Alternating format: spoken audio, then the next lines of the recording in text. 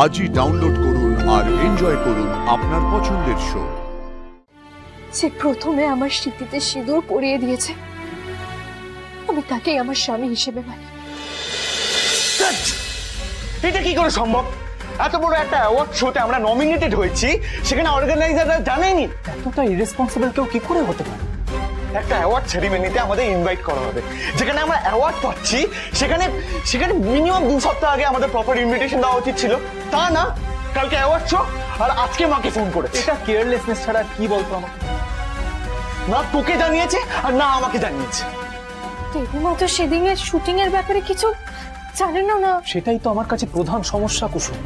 মা কিচ্ছু জানে না আর আমি অ্যাওয়ার্ড নিতে চলে যাব, এটা কোনোভাবেই সম্ভব না। ভাইদা ভাইদা ভাইদা তুই স্ট্রেস নিস না, আমি এক্ষুনি অর্গানাইজারদের ফোন করে 12টা বাজাচ্ছি।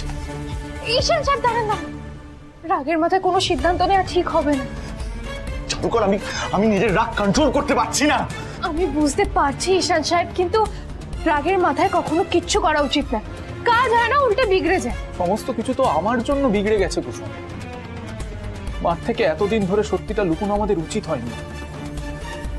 এখন যত দিন যাচ্ছে তত মাকে সত্যি বলাটা আরো কঠিন হয়ে যাচ্ছে। যাই হয়ে যাক না কেন, কাল অ্যাওয়ার্ড নেওয়ার আগে আমি মাকে সমস্ত সত্যিটা বলবো।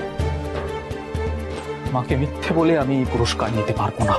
ভাইদা ভাইদা কালকে আমরা অ্যাওয়ার্ড শোতে যাবো না, আমরা বয়কট করব। না গেলে মায়ের মন ভেঙে যাবে ঈশান। তুই দেখেছিস মা আমাদের নিয়ে আজ কতটা গর্ববোধ করছিল।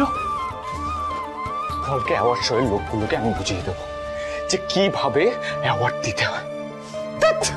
লাস্ট মোমেন্টে এসে আরো স্ট্রেস বাড়িয়ে দিল।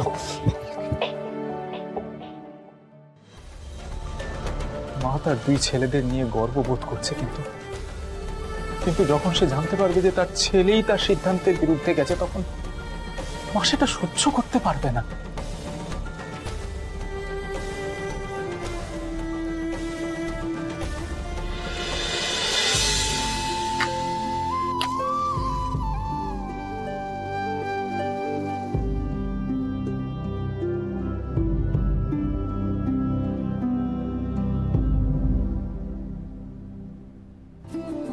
আমি সদবার সব দায়িত্ব পালন করছি, এটা জেনেও যে আমার স্বামী এই বিয়েটাকে মানেন না।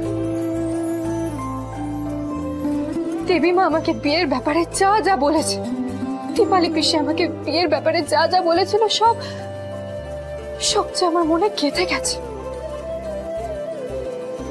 সেদিন ওই শুটিং এ রাতুল সাহেবের জায়গায় ছোট সাহেব আমার পাশে বসেছিলেন।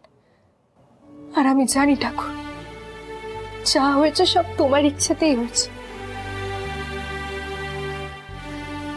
যে প্রথমে আমার স্মৃতিতে সিঁদুর পরিয়ে দিয়েছে, আমি তাকেই আমার স্বামী হিসেবে মানি। শুধু কষ্ট একটাই যে ছোট সাহেব প্রথমবার দেবীমাকে মিথ্যে কথা বলেছে, আর এই মিথ্যের ভারে নিজে ভেঙে পড়ছে। আমি ওনাকে আরো ভেঙে পড়তে দেখতে পারবো না ঠাকুর, দেখতে পারবো না।